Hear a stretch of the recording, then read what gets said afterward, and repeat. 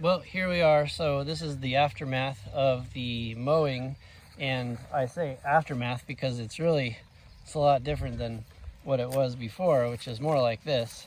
You can see I have this like big strip here and then smaller strips that I've mowed, and that's just kind of a double purpose, but I like having contour strips just to prevent erosion on this hillside.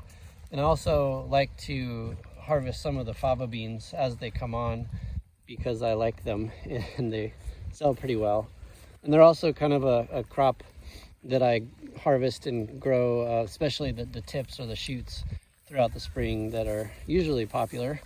And you can cook them with, like you do spinach, or lightly saute or braise them. And but anyhow, you kind of get the picture. And when you get down here closer, you see that it's pretty rough. It's a really quite rough cut that rotary mower does, or that deck mower that I have. And there's a lot of rough material on the surface. But if I had a different type of mower, like a flail mower, it'll probably break it. I mean, it will break it down a lot more. I just don't have a good working flail mower anymore. My other one broke, so I need to get another one. But the rotary mower works fine, and I'll go through this again in a few days once it pops back up again, and probably knock it down once again. But it's a little wet today. As you can see, it's raining. After 2 or 3 passes with the disc, it turns into something that looks a little bit more like that.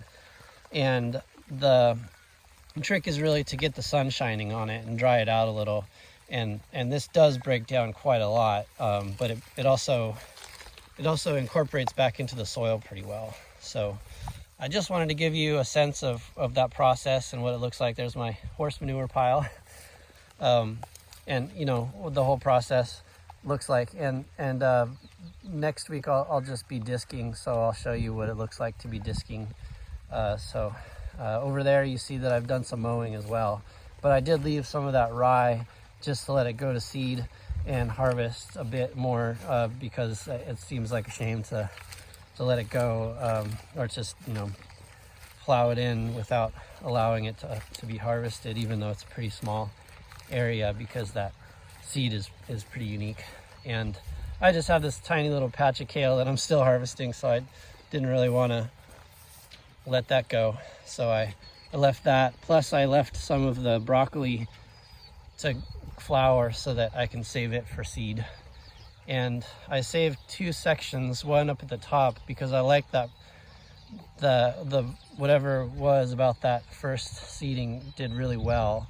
And then I also saved this section in here, mainly because I know that it's well isolated from other similar types. Like over there, even though it was doing really well, there were 4 or 5 Chinese mustard plants in there, and they're a little different than or Chinese broccoli actually, and they're a little different than the type of broccoli that I was harvesting, but they could cross-pollinate, whereas over here they won't really have the same potential to cross-pollinate. And it's nice and sheltered from cross-pollination because of this nice grass that's growing up all around it. So there you have it. I'll post more soon about soil fertility and amending the soil, but just wanted to give you a sense of what it was like to do some mowing, and hopefully you got that. Have a good week and be in touch. Thank you. Bye.